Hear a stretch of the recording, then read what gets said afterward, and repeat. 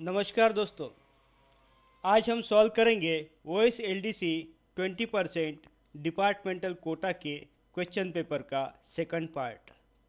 First part का link description box में दिया गया है।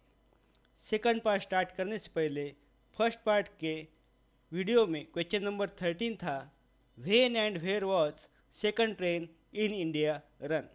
इसका करेक्ट ऑप्शन बी है, यानी कि 15 अगस्त 1854 को सेकंड ट्रेन भारत में चलाई गई थी। यह चलाई गई थी हावड़ा से हुगली के बीच में। तो कृपया इसे करेक्ट कर लीजिए। तो चलिए स्टार्ट करते हैं क्वेश्चन नंबर 62। क्वेश्चन नंबर 62 है, रेल सेवा आचरण नियम के किस नियम के तहत राजनीति में भाग लेना वर्जित है। हम इसके नियम देख लेते हैं। नियम 6, नियम 5, नियम 10 और नियम 23 यह ऑप्शन दिए गए हैं। तो इसमें से करेक्ट आंसर नियम 5 यानी रूल 5 यह होगा। अन्य नियम की यहाँ पर दिए गए हैं, जैसे नियम 6 यह है ज्वाइनिंग एसोसिएशन ऑब्लिक यूनियन के संबंध में। नियम 10 एविडेंस बिफोर कमिटी इससे संबंधित है। नियम 23 यह है इंटरप्रिटेशन से संबंधित। नेक्स्ट क्वेश्चन, क्वेश्चन नंबर 63, जांच अधिकारी की नियुक्ति करने हेतु मानक फॉर्म जारी किया जाता है।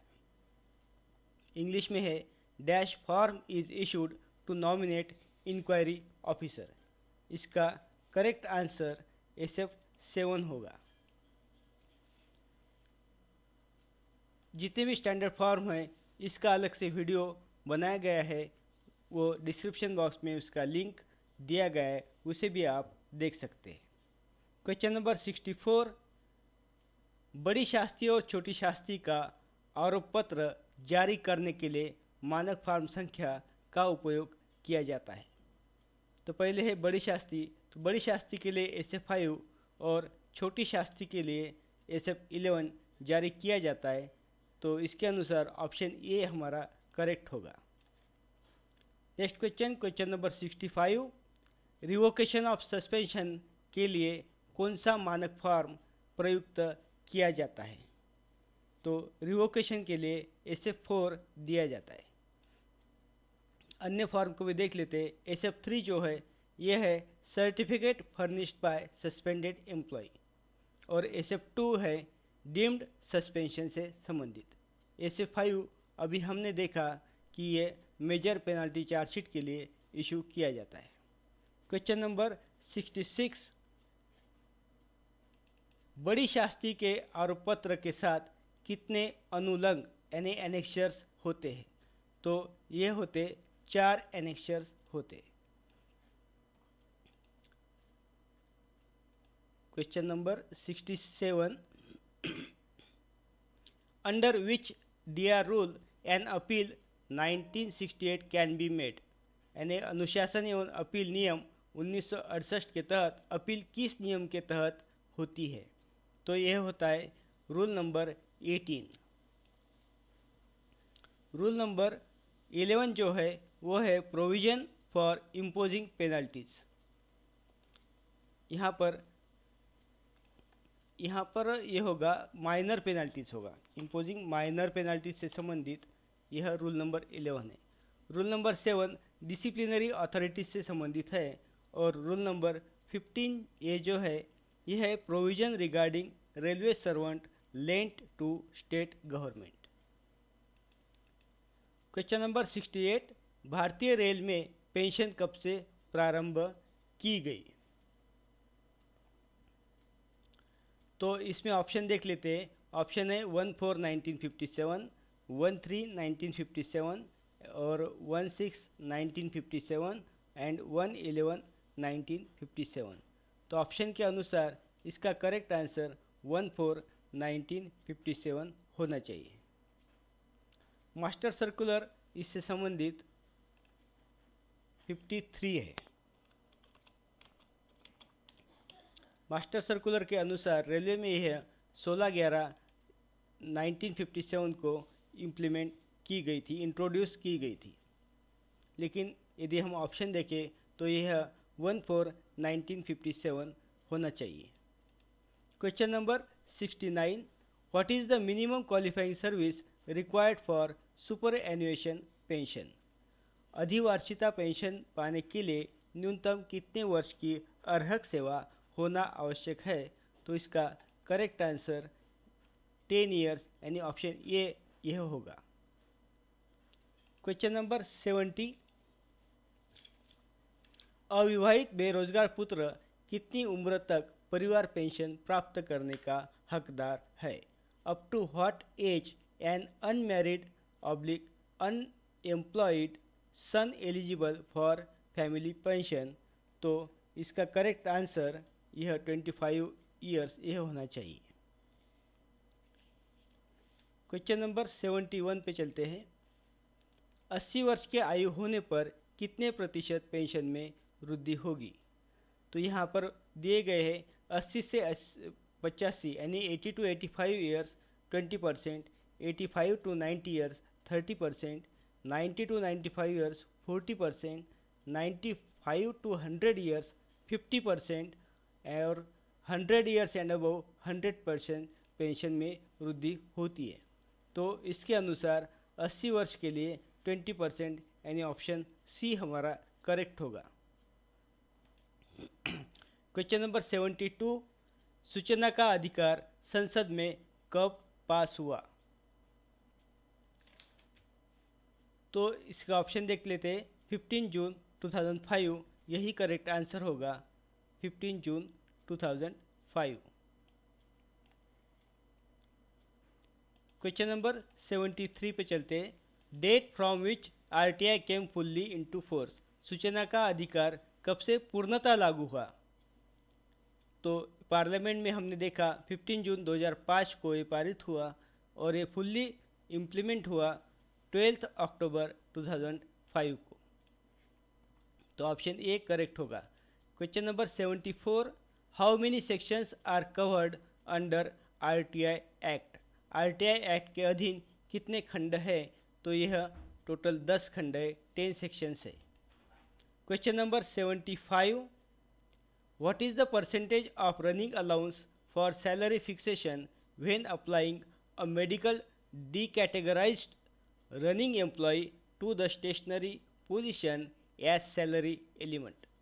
मेडिकल कोटिकृत रनिंग कर्मचारी को स्टेशनरी पद पर लगाते समय वेतन निर्धारण हेतु रनिंग अलाउंस का कितना प्रतिशत वेतन एलिमेंट के रूप में जोड़ा जाता है? तो यह है 30%। तो करेक्ट आंसर ये होना चाहिए। Question number 76, loco pilot mail express के लिए कौन सी मेडिकल कैटेगरी आवश्यक है? तो ये है A1। तो ऑप्शन ए हमारा करेक्ट है। Question number 77, how much kilometre shall be paid per day when a running staff found suitable for the post drafted CCOR oblique PCOR?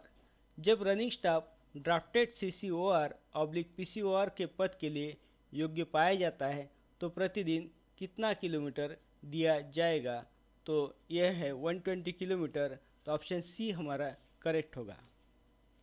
Question number 78, एक महिला कर्मचारी के लिए आंतरिक शिकायत समिति में शिकायत दर्ज करने की समय सीमा क्या है? What is the time limit for a female employee to register a complaint to the internal complaints committee? तो यह समय सीमा 3 मंथ्स की है। तो ऑप्शन ए हमारा करेक्ट होगा। Question number 79, what is the time period within which a male employee can appeal against the verdict of the internal complaints committee? आंतरिक शिकायत समिति के फैसले के खिलाफ एक पुरुष कर्मचारी कितनी समयावधि के भीतर अपील कर सकता है? तो यह है 90 डेज। क्वेश्चन नंबर 80, सूचना का अधिकार किस राज्य में लागू नहीं है? तो यह जम्मू और कश्मीर में लागू नहीं है। नेक्स्ट क्वेश्चन, क्वेश्चन नंबर 81, नियम संख्या 63 के तहत कौन से प्रकार की पेंशन लागू है? तो नियम संख्या 63 यानी रूल 63 में कॉम्पेंसेशन पेंशन से संबंधित है। दूसरी पेंशन भी यहाँ पे दी गई है, उसके रूल देख लेते हैं। कंपलसरी रिटायरमेंट पेंशन रूल 64 के तहत आती है। रिटायरिंग पेंशन यह 52 के अंतर्गत आती है और इनवैलिड पेंशन रूल 55 के अंतर्गत आती है। क्वेश्चन नंबर 82, दिनांक 1/1/2006 को न्यूनतम पेंशन क्या थी? तो यह 6 पे कमीशन के समय का है, तो उस समय न्यूनतम पेंशन 3500 थी। अभी जो है वह 9000 है मिनिमम पेंशन। क्वेश्चन नंबर 83, 90 से 95 वर्ष के आयु होने पर कितने प्रतिशत पेंशन में वृद्धि होगी?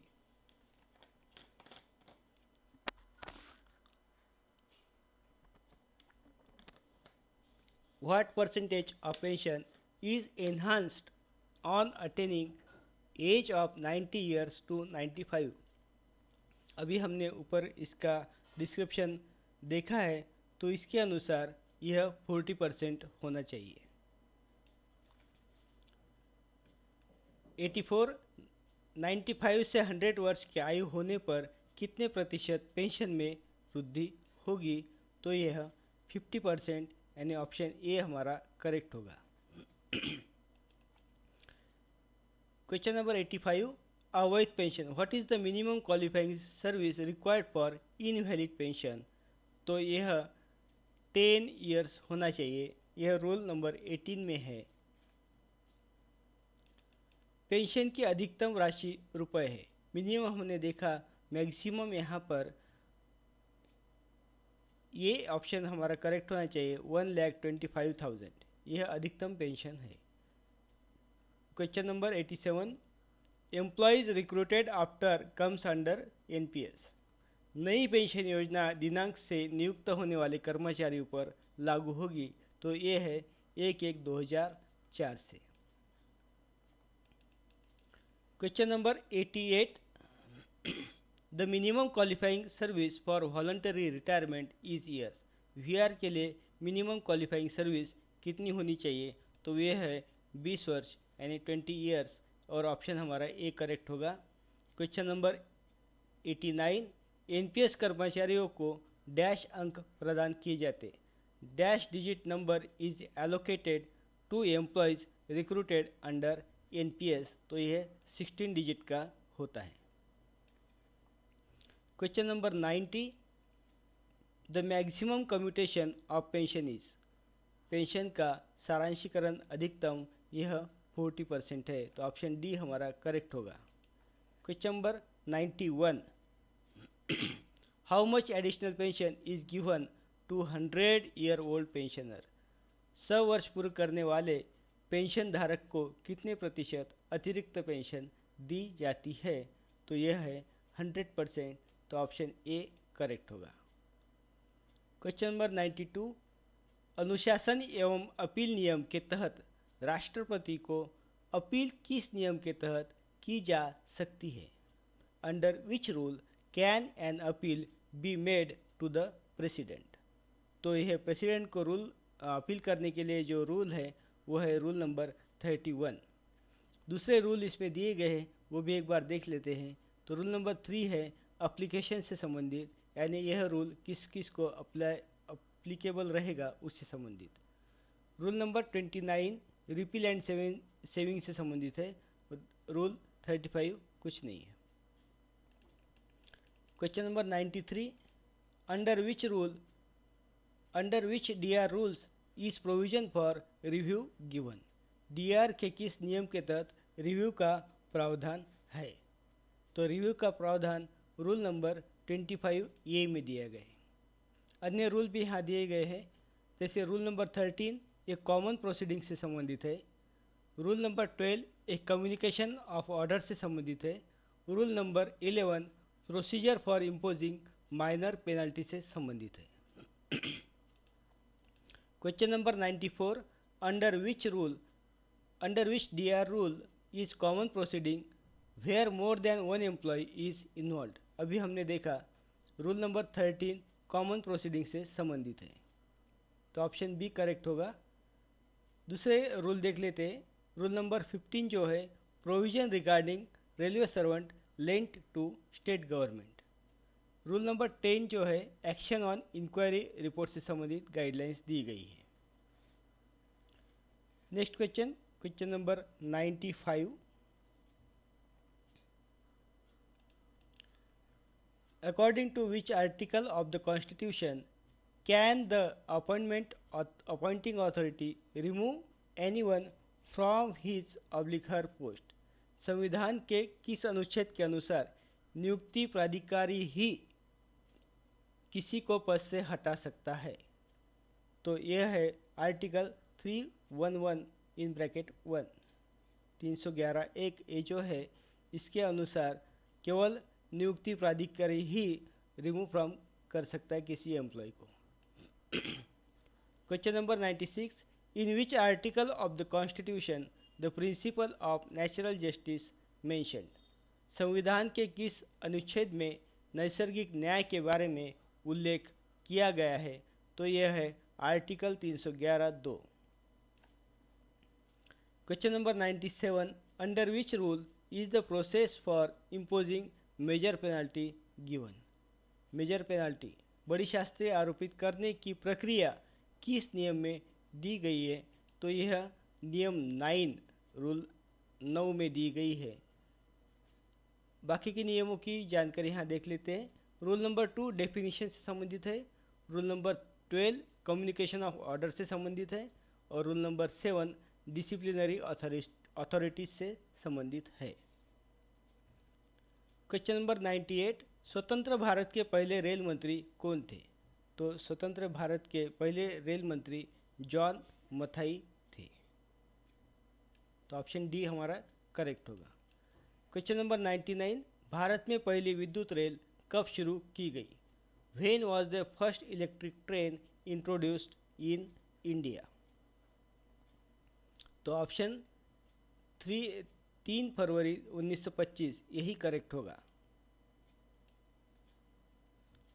ये कहाँ से कहाँ तक चलाई गई थी, इसकी जानकारी आप कमेंट्स बॉक्स में दे सकते हैं। क्वेश्चन नंबर 100 पे हम आ गए हैं। DLW कहाँ स्थित है? DLW इज लोकेटेड एट, तो DLW हमारा वाराणसी में स्थित है। क्वेश्चन नंबर 101, गुजरात राज्य राजभाषा अधिनियम 1976 के अनुसार किस शैली सम्मिलित है? तो गुजरात राज्य जो है वह ख क्षेत्र में आता है।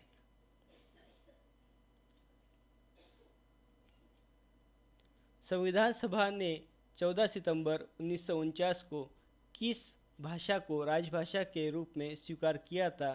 तो यह हिंदी ही है। क्वेश्चन नंबर 103, राजभाषा में तकनीकी रेल विषयों पर पुस्तक लेखन के लिए कौन सा पुरस्कार दिया जाता है? तो यह पुरस्कार लाल बहादुर शास्त्री पुरस्कार है। यह सब रिपीटेड क्वेश्चन है। क्वेश्चन नंबर 104, राजभाषा के अनुपालन का दायित्व किसका है? किसका दायित्व है? तो यह कार्यालय प्रमुख का दायित्व होता है, तो ऑप्शन बी हमारा करेक्ट होगा। क्वेश्चन नंबर 105, महाराष्ट्र राज्य में जनता द्वारा उपयोग किए जाने वाले स्टेशन नाम बोर्ड किन भाषाओं में प्रदान किए जाने हैं? तो महाराष्ट्र में क्योंकि यहाँ की लैंग्वेज मराठी है, इसलिए पहले मराठी होगा, हिंदी और अंग्रेजी, यह क्रम रहेगा, तो ऑप्शन डी हमारा करेक्ट है। क्वेश्चन नंबर 106, नागालैंड राज्य की आधिकारिक भाषा क्या है? तो नागालैंड राज्य की आधिकारिक भाषा अंग्रेजी है, तो ऑप्शन ए करेक्ट होगा।